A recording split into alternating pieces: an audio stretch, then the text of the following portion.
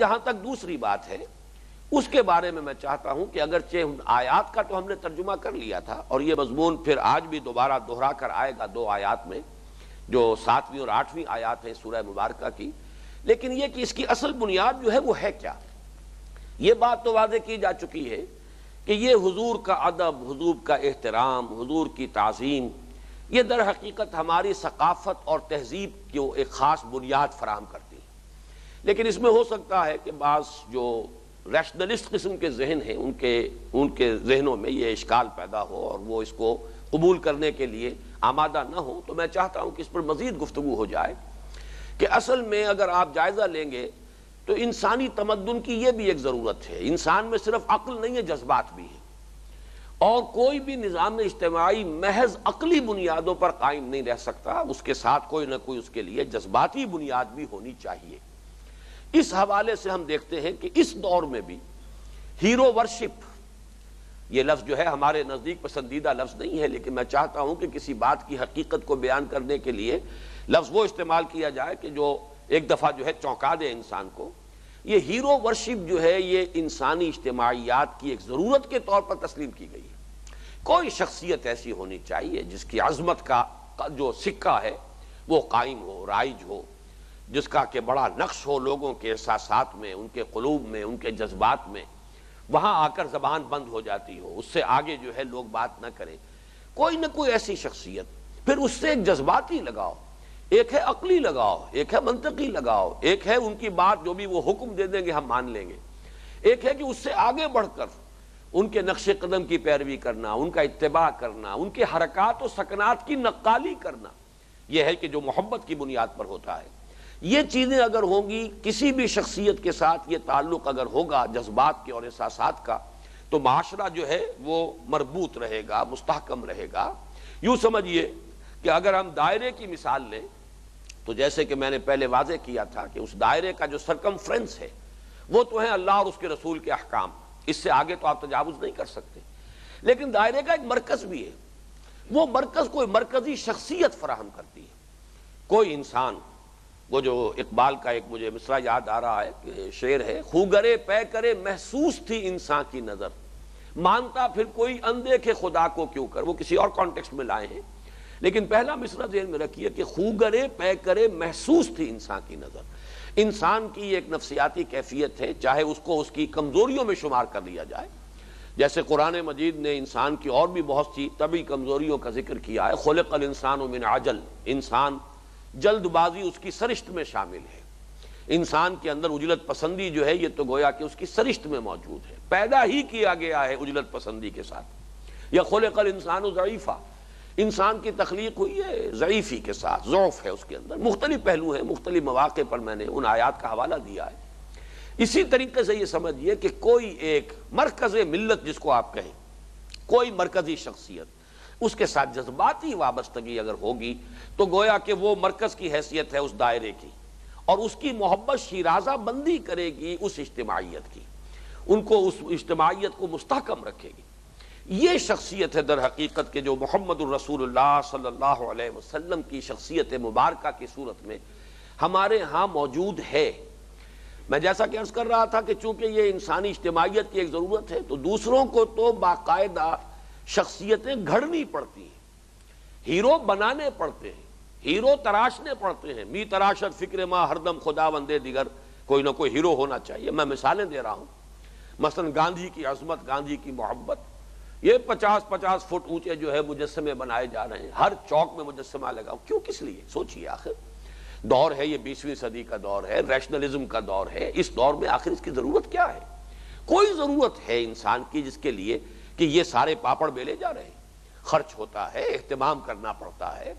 آپ ہندوستان میں چلے جائیے، چوکوں میں گاندھی کے مجسمے لگے ہوں گے، نہرو کے لگے ہوں گے۔ پھر یہ کہ مادی اعتبار سے جدلی مادیت کا فلسفہ، اور مادیت جو ہے اپنے فلسفے کے اعتبار سے اپنی انتہا کو پہنچی ہے، وہ روس کا جو نظام تھا، لیکن آپ کو معلوم ہے لینن کی شخصیت، اسٹالن کی شخصیت، ان کی عظمت کا جو ہے ایک نقش قائم کرنا، اور بچپن ہی سے بچوں کے اذہان پر، ان کے شعور پر، ان کے تحت الشعور کے اندر جو ہے ثبت کر دینا کہ ان کی عظمت کا ایک نقش قائم ہو جائے، ان کے ذہن کی بالکل زیریں سطح کے اوپر قائم ہو جائے۔ چین میں ماؤ زے تونگ کے ساتھ جو معاملہ ہوا، تو معلوم ہوتا ہے کہ یہ انسان کی ایک ضرورت ہے، بغیر کسی ضرورت کے یہ کام نہیں ہو رہا ہے۔ لیکن جیسا کہ میں نے عرض کیا، دوسروں کو تو اس کے لیے بت تراشنے پڑے، معاذ اللہ ثم معاذ اللہ، اس لفظ کا اطلاق حضور پر نہ کیجیے گا۔ حضور کی شخصیت فی الواقع اتنی بلند ہے، اتنی عظمت والی ہے، اتنی اس میں رفعت شان ہے کہ خود بخود ہمارے ہاں حضور صلی اللہ علیہ وسلم کے ساتھ ایک جذباتی لگاؤ، ایک محبت، یہ احساسات و جذبات کے درجے پر آپ کے ساتھ ایک تعلق جو ہے، یہ گویا کہ اس امت کی شیرازہ بندی میں بڑا فیصلہ کل رول پلے کرنے والی شے ہے۔ اس کی اہمیت کو آپ ہرگز اپنے نزدیک جو ہے، چاہے بعض مزاج ہوتے ہیں عقلیت پسند، لیکن اس عقلیت پسندی کی وجہ سے اس اہمیت میں کہیں کمی آنے نہ دیجیے۔ اسی سے بات سمجھ میں آئے گی کہ کیوں یہ کہا گیا کہ لا ترفعوا اصواتکم فوق صوت النبی ولا تجہروا له بالقول کجہر بعضکم لبعض ان تحبط اعمالکم وانتم لا تشعرون۔ اہل ایمان اپنی آوازوں کو نبی کی آواز سے بلند نہ کرو، اور ان سے باہم جس طرح آپس میں بلند آوازی سے کلام کر لیتے ہو، گفتگو کر لیتے ہو، ایسے ہی کہیں ان کے ساتھ نہ کر بیٹھنا، مبادا تمہارے سارے اعمال، ساری نیکیاں جو ہے اکارت ہو جائیں، حبط ہو جائیں، معدوم کے درجے میں ہو جائیں، اور تمہیں پتہ بھی نہ چلے۔ اس لیے کوئی گناہ کبیرہ تو تم نے کیا ہی نہیں کہ تمہیں کوئی اس پر جو ہے احساس ندامت ہو اور تم اس کے بارے میں غور و فکر کرو کہ یہ مجھ سے کیا ہو گیا۔ بظاہر تو اس میں کوئی معاملہ ایسا نہیں ہے، نیت میں بھی آپ کے کوئی ایسی بات نہیں تھی کہ آپ حضور کی توہین کرنا ہی چاہتے ہیں، لیکن غیر ارادی طور پر بھی، غیر شعوری طور پر بھی اگر یہ معاملہ ہو گیا ہے تو در حقیقت یہ مسلمانوں کی حیات ملی کی ایک پوری بنیاد کو ڈھا دینے کے مترادف ہے۔ تمہارے اعمال اس لیے حبط ہو جائیں گے کہ تم مسلمانوں کی حیات ملی، ان کی حیات اجتماعی کی ایک پوری بنیاد، اس کے ایک مکمل ستون کو ڈھا رہے ہو۔ اگر حضور صلی اللہ علیہ وسلم کی شان میں کوئی گستاخانہ انداز تمہیں بغیر کسی توہین کی نیت کے بھی اگر تم سے سرزد ہو گیا، تو یہ اصل میں معاملہ ہے جو میں چاہتا تھا کہ آپ اچھی طرح سمجھ لیں۔ اس میں ہمارے ہاں غلام احمد پرویز صاحب کے بارے میں ذرا میں وضاحت کر دوں کہ انہوں نے حضور کو اپنی زندگی میں تو مرکز ملت مانا، حضور اپنی حیات دنیاوی کے دوران مرکز ملت تھے، آپ کی اطاعت بھی فرض تھی، آپ کا حکم ماننا بھی لازم تھا، آپ کی محبت بھی لازم تھی، لیکن یہ کہ اب آئندہ جو ہے یہ مرکز ملت جو ہے وہ تو قائم ہوگا، ملت جو ہے اس کا ہر دور کے اندر جو بھی اس کا رہنما ہوگا، جو بھی قائد ہوگا، وہ مرکز ملت ہوگا، اور جب بھی کبھی اسلامی ریاست بالفعل قائم ہو جائے گی، اس ریاست کو گویا کہ قائم مقام ہونے کی حیثیت حاصل ہو جائے گی نبی اکرم صلی اللہ علیہ وسلم کے قائم مقام بحیثیت مرکز ملت، لہذا اس کے بعد پھر حضور صلی اللہ علیہ وسلم کے احکام بھی وہ رد کر سکے گا وہ ادارہ جو ہے اسلامی ریاست۔ یہ چیز ایک بہت بڑی گمراہی ہے، اس لیے کہ اس کے جو نتائج نکلتے ہیں اس پر غور کیا جائے کہ یہ مرکز ملت جو ہے یہ تو پھر بدلتا رہے گا، اور پھر یہ کہ ایک ہی وقت میں ہو سکتا ہے کئی مرکز ملت ہوں۔ آج 55 یا 56 کے قریب مسلمان ممالک ہیں، ان کا اپنا اپنا ایک نظام ہے، اور یہ کہ مختلف قوموں میں مختلف قائدین ابھرے ہیں، اور ان قائدین کے ساتھ ان کی محبت بھی ایک فطری بات ہے۔ اگر نہ ہو قائد اعظم کے ساتھ اگر محبت نہ ہوتی مسلم لیگیوں کو اور مسلم لیگ کے ورکرز کو، تو یہ کیسے گاڑی آگے چلتی، یہ تحریک کیسے کامیاب ہوتی؟ اگر اسی طریقے سے سیوکارنو صاحب کے ساتھ محبت نہ ہوتی اس کے ہم وطنوں کو، تو آزادی کی جد و جہد جو ہے اس کے لیے کیسے قربانیاں دیتے؟ مصطفیٰ کمال پاشا کی محبت، اتاترک ترکوں کے والد کی حیثیت سے، جیسے ہم بابائے قوم کہتے ہیں قائد اعظم کو، ایسے ہی وہ اتاترک ہیں، ترکوں کے باپ ہیں۔ تو معلوم ہوا کہ پھر تو بیک وقت کئی مرکز ملت رہیں گے، اور اگر وہ تعلق جو ہے وہ احساسات اور قلبی محبت کا وہ بھی اسی طریقے سے مختلف مرکزوں پر مربوط اور مرکوز ہوتا رہا، تو امت کی وحدت تو ختم ہو جائے گی۔ پھر وہ ثقافتی جو ہے وہ ایک ہم آہنگی جو ہے پوری امت کی وہ برقرار نہیں رہے گی۔ پھر یہ کہ ہر دور میں کوئی نہ کوئی قائد ابھرے گا، کوئی عظیم شخصیت ابھرے گی۔ اب اگر ان کی شخصیت جگہ لے لیتی ہے اپنے اس مرکز محبت ہونے کے اعتبار سے بھی، حضور کی جگہ پر اگر وہ شخصیت آ جاتی ہے، تو اس سے بھی پھر یہ کہ وہ تسلسل برقرار نہیں رہے گا امت کے اندر۔ اور واقعہ یہ ہے کہ میں یہ سمجھتا ہوں کہ یہ بھی ایک اعجاز ہے، اعجاز اصل میں اس اعتبار سے کہ بہت غیر معمولی بات ہے، جس قدر محبت اور عظمت محمد الرسول اللہ صلی اللہ علیہ وسلم کی مسلمانوں کے قلوب میں، ان کی نفسیات میں، ان کے احساسات میں، چاہے ایک انسان بے عمل ہے لیکن یہ کہ محبت، قلبی محبت، احساسات کا معاملہ، وہ کسی بھی جو بھی توہین رسالت کا مرتکب ہو اس کی جان لینے کے لیے آدمی تیار ہو جائے گا، جیسے کہ ہوا ہے، غازی علم الدین شہید نے کیا ہے، چاہے وہ خود کوئی پریکٹسنگ مسلمان تھے یا نہیں تھے، اس سے کوئی تعلق نہیں، لیکن یہ کہ یہ جو احساس ہے یہ برقرار رہا ہے، اور اس احساس کی وجہ سے، بلکہ مجھے ایک شعر یاد آ رہا ہے علامہ اقبال کا، یہ زائرین حریم مغرب ہزار رہبر بنے ہمارے، ہمیں بھلا ان سے واسطہ کیا جو تجھ سے نہ آشنا رہے۔ ظاہر بات ہے کہ حضور صلی اللہ علیہ وسلم کے ساتھ جس کا تعلق ہو، ہمارے دلی محبت کا معاملہ اس کے ساتھ اتنا ہی زیادہ ہو جائے، جس کو جتنا بعد حاصل ہو قلبی محبت جو ہے اس سے اسی درجے میں کم ہو جائے، گویا کہ ہمارا پیمانہ یہ ہو جائے قلبی محبت کا کہ جو جتنا قریب ہے محمد سے صلی اللہ علیہ وسلم وہ ہمارے دلوں سے بھی اتنا ہی قریب ہو، جو جتنا دور ہو حضور سے صلی اللہ علیہ وسلم ہمارے دلوں سے بھی اتنا ہی دور ہو۔ وقتی طور پر ضرورت ہے، ضرورت کے مطابق تو ظاہر بات ہے غیر مسلموں کے ساتھ بھی کوئی روابط ہوتے ہیں، کوئی کاروبار ہے تو کاروبار میں غیر مسلموں کے ساتھ بھی لین دین ہو جائے گا، اسی طریقے سے کسی وقت کسی مسلمان قوم کی کسی بہبود کے لیے کسی ایسے شخص کے ساتھ بھی کام کیا جا سکتا ہے کہ جس کو وہ تعلق خاطر جو ہے عملی اعتبار سے یا جذبات و احساسات کے اعتبار سے محمد الرسول اللہ صلی اللہ علیہ وسلم کے ساتھ نہ ہو،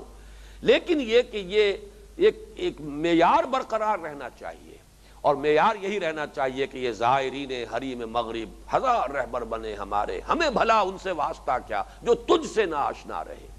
مجھے یاد آ رہا ہے ایک زمانے میں جب میں طالب علم تھا، میڈیکل کالج میں پڑھ رہا تھا، یہ نئے نئے جو آج کل بھی ہمارے ہاں مسائل اٹھ رہے ہیں، پردے کے مسائل ہیں اور مختلف معاملات ہیں، تہذیب مغرب کا تصادم ہے اسلامی اقدار کے ساتھ،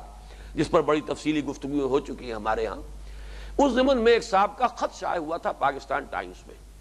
اور انہوں نے بڑے گستاخانہ انداز میں یہ الفاظ کہے تھے کہ اگرچہ ہمیں معلوم ہے کہ فاطمہ بنت محمد پردہ کرتی تھیں رضی اللہ تعالی عنہ وصلی اللہ علیہ وسلم، لیکن ہمیں یہ بھی معلوم ہے کہ فاطمہ جناح پردہ نہیں کرتی، اور آج کی مسلمان عورت کے لیے نمونہ فاطمہ جناح ہے، فاطمہ زہرا نہیں ہے۔ یہ باتیں بھی کہی گئی ہیں اور بڑے ڈنکے کی چوٹ کہی گئی ہیں، اخبارات میں اس وقت بھی یہ خطوط چھپتے تھے۔ اب تو خیر جو کچھ ہو رہا ہے وہ بہت اس سے آگے نکل گیا، لیکن یہ کہ یہ باتیں سامنے آتی ہیں، تو اس معیار کو برقرار رہنا چاہیے کہ محبت کا مرکز، وہ مرکز ملت دائم اور قائم ہے، وہ محمد عربی ہیں صلی اللہ علیہ وسلم۔ اس میں بھی واقعہ یہ ہے کہ علامہ اقبال اس اعتبار سے ایک بڑی ہی منفرد شخصیت ہے، انہوں نے بارہا کہا میں ہندو ہوں، برہمن زادہ رمز آشنائے روم و تبریز است، میں تو برہمن زادہ ہوں، لیکن یہ کہ روم و تبریز کے جو بھی علوم ہیں اور ان کے جو بھی نظریات ہیں ان سب کو جاننے والا پہچاننے والا ہوں، اور یہ بھی ہے کافر ہندی ہوں میں، دیکھ میرا ذوق و شوق، لب پہ درود و سلام، دل میں درود و سلام، یا صلاۃ و درود، یہ مختلف مجھے ذہن بھی پورا یاد نہیں ہے کہ میں کافر ہندی ہوں، لیکن میری کیفیت دیکھو کہ میری محبت کا مرکز جو ہے محمد عربی ہے، حالانکہ نسلی طور پر تو کوئی تعلق نہیں، اس کے باوجود یہ کہ ایمان کا تقاضا، اسلام کی مصلحتوں کا تقاضا، اس امت کی مربوط ہونے کا تقاضا، اس ملت کے استحکام کا تقاضا یہ ہے کہ محبت کا مرکز محمد عربی صلی اللہ علیہ وسلم رہے، اور آپ کے ساتھ یہ جذباتی تعلق جو ہے، یہ قلبی رشتہ جو ہے، یہ گویا کہ ہمارے تہذیب، ہماری ثقافت کو ایک خاص رنگ میں ڈھال دینے والی شے ہے، اور اس میں تسلسل رہتا ہے، کنٹینیوٹی جو ہے، کلچرل کنٹینیوٹی، ورنہ ہر دور میں ایک نئی کوئی قیادت ہوتی، نیا مرکز ملت ہوتا، اسی رنگ میں لوگ رنگے گئے ہوتے، تو یہ تسلسل کہاں رہتا ہمارے ہاں ثقافت کا؟ اور یہ ہر دور میں جیسا کہ آج کا ہے مختلف جگہوں میں، اس لیے کہ ایک نظام ہمارا سیاسی تو صرف 30 برس تک رہا، یا یہ کہ اس کے بعد بھی آپ کہہ سکتے ہیں کہ بنو امیہ کے جو ہے 90 برس اور تھوڑا سا وقفہ درمیان میں رہا ہے، حضرت عبداللہ ابن زبیر رضی اللہ تعالیٰ عنہما کی حکومت علیحدہ رہی ہے، لیکن باقی جو ہے تقریباً 90 برس جو بنو امیہ کے، وہ بھی وحدت رہی ہے ملت کی، ایک ہی نظام حکومت تھا۔ اس کے بعد سے تو پھر آج تک وہ وحدت ملی تو وجود میں نہیں آئی، بلکہ علامہ اقبال جو کہ وحدت ملی کے سب سے بڑے ہدی خواں ہیں، سب سے بڑے علمبردار ہیں، سب سے بڑے پرچارک ہیں، اپنے خطبات میں انہیں ماننا پڑا ہے کہ اس وقت تسلیم کیے بغیر چارہ نہیں ہے کہ ہمارے ہاں ایک ملت موجود نہیں ہے، بلکہ مختلف مسلمان اقوام ہیں اس وقت دنیا میں، مسلمان ممالک ہیں، مسلمان اقوام ہیں۔ یہ ممالک کی حد بندیاں تو پھر اب ہو رہی ہیں، جو مختلف شکلیں بن گئی ہیں، لیکن یہ کہ اقوام ہیں، ممالک ہیں، وہ واحد ملت جو ہے، ملت واحدہ وہ کہاں ہے؟ وہ تو نہیں ہے۔ تو بڑی عملی بات کہی ہے خطبات میں علامہ اقبال نے کہ سرے دست تو اگر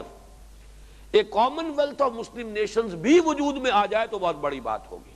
یہ مسلمان اقوام کا کوئی کامن ویلتھ، کوئی ایک ادارہ تو ہو جس میں یہ مل بیٹھے، ان میں کوئی باہمی مشورے کا نظام قائم ہو جائے، یہ بھی بہت بڑی بات ہوگی سر دست اگر ہو جائے۔